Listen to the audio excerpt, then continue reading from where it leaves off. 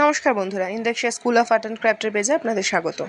আজকে নিয়ে চলে এসেছি 2D শেপকে কীভাবে 3D শেপে আমরা কনভার্ট করব।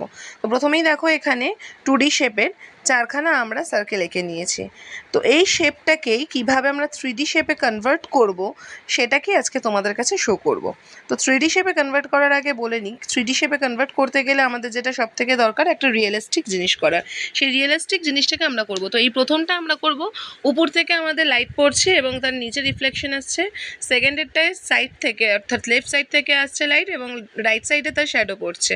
থার্ডেরটায় রাইট সাইড থেকে আমাদের লাইট আসছে এবং তার লেফট সাইডে শ্যাডো পড়ছে এবং নিচেরটায় একদম লাস্টেরটায় নিচ থেকে আমাদের লাইট আসছে এবং তার ব্যাক সাইডে আমাদের শ্যাডোটা পড়ছে।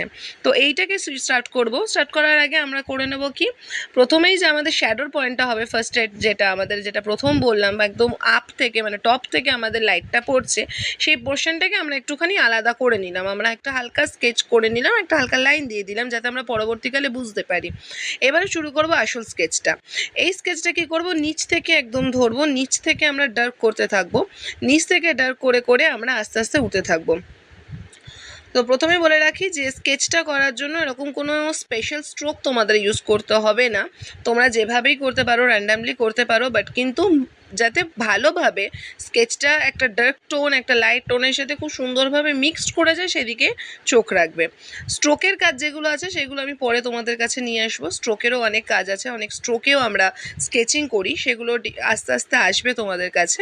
তো আজকে যেহেতু তোমরা প্রথম রয়েছো তার জন্য তোমাদের স্ট্রোকের কিছু দেখালাম না। এটা টোটালি তোমরা করতে পারো যে কোনো র্যান্ডামলি স্ট্রোক করে, কোনো একটা সাইড দিয়ে যে স্ট্রোক টানতে হবে তার কোনো মানে নেই।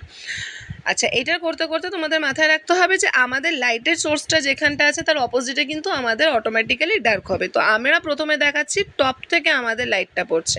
তো দেখো, যার জন্য নিচটা কিন্তু আমি প্রচণ্ড ডার্ক করে নিয়েছি এবং তার যে সাইডগুলো সেগুলোকেও করেছি। আচ্ছা, এখানে একটা কথা মাথায় রাখতে হবে, একটা সার্কেল মানে হচ্ছে আমাদের আর্থটাকে একটু মাথায় রাখো। আর্থ যেমন দেখবে, আর্থটা পুরোপুরি গোল এবং তার মাঝখানটা থেকে শ্যাডোটা আসে। এখানে দেখো আমি হাত দিয়ে দেখাচ্ছি, শ্যাডোটা যেরকম পড়ছে, এই যে শ্যাডোটাকে আমাদের করতে হবে। এই যে মাঝখানের ব্লেন্ডটা যাতে না আসে, আমাদের যাতে কোনো ভাবে কোনো দাগ না পড়ে যায় লাইট আর শ্যাডোর মধ্যে, সেই জিনিসটাকে আমাদের মাথায় রাখতে হবে। তো এটাকে যাতে ভালোভাবে আমরা ব্লেন্ড করতে পারি সেই জিনিসটাকে দেখে করো। তো আর্থের যেটা বলছিলাম, যে আর্থের মাঝখানে যে ইকুয়েটরের জায়গাটা আমাদের থাকে সেটা কিন্তু সবসময় কি হয়, আমাদের স্ফিয়ার হয়ে থাকে, আমাদের ফুলে থাকে জায়গাটা। তো অটোমেটিক্যালি ওখানে লাইটের শেডিংটা আমাদের একটু বেশিই থাকে। তো সেটাকে মাথায় রাখো, মাথায় রেখে কাজ করবে। উপরের জায়গাটা দেখো আমি যেহেতু লাইট আসছে ওই জায়গাটাকে আমি পেপার হোয়াইটই আপাতত ছেড়ে যাচ্ছি, সেটাকে পরে আমরা স্টাম্প দিয়ে ময়েস্ট করবো একসাথে। স্টাম্পটা হচ্ছে যে আমি দেখাচ্ছি পরবর্তীকালে, তোমাদের দেখিয়েও দেবো স্টাম্পটা কি। একটু বলে রাখি, ওটা আমাদের মিক্সচারের কাজে খুব ভালো কাজ করে। তো দেখো, এটা আমরা প্রায় কিছুটা করেই এনেছি। ডার্ক আর লাইটটা আমরা করছি, এখানে একটুখানি ময়েস্ট করার চেষ্টা করছি, যতটা পেন্সিল দিয়ে হয় ততটা একটুখানি ময়েস্ট করব যাতে আমাদের জিনিসটা একদম ব্লেন্ড হয়ে যায়। তো দেখো, এটা কমপ্লিট হওয়ার পরে আমি একটু পেন্সিলটা চেঞ্জ করে নিয়েছি। ওটা ছিল আমার 5B, এটা আমি একটুখানি 3Bর পেন্সিলটা নিয়েছি যাতে আমাদের কাজটা একটুখানি সুন্দর করে করা যায়।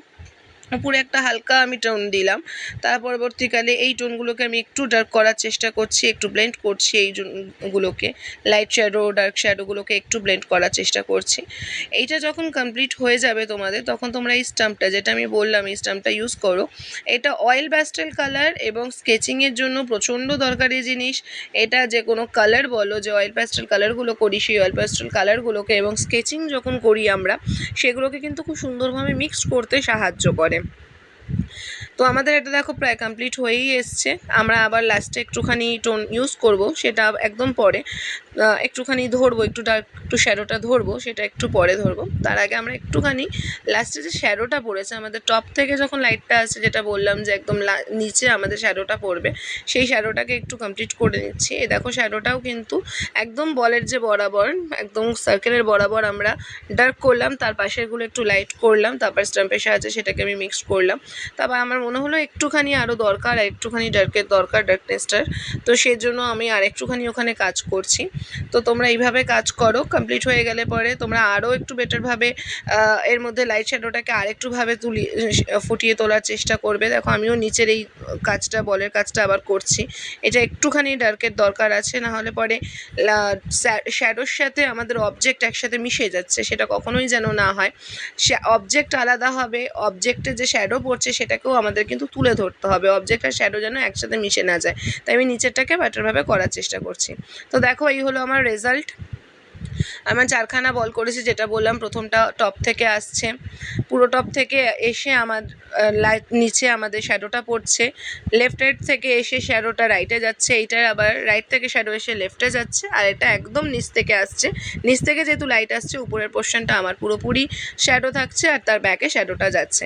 তো এই ছিল আজকে 3D ক্লাস। তোমাদের কেমন লাগলো জানিও, ভালো লাগলে অবশ্যই ফোন করো, আমার সাবস্ক্রাইব করো আমার চ্যানেলটাকে, এবং ফেসবুকে চ্যানেলটাকে আমার ফলো করো। Thank you so much.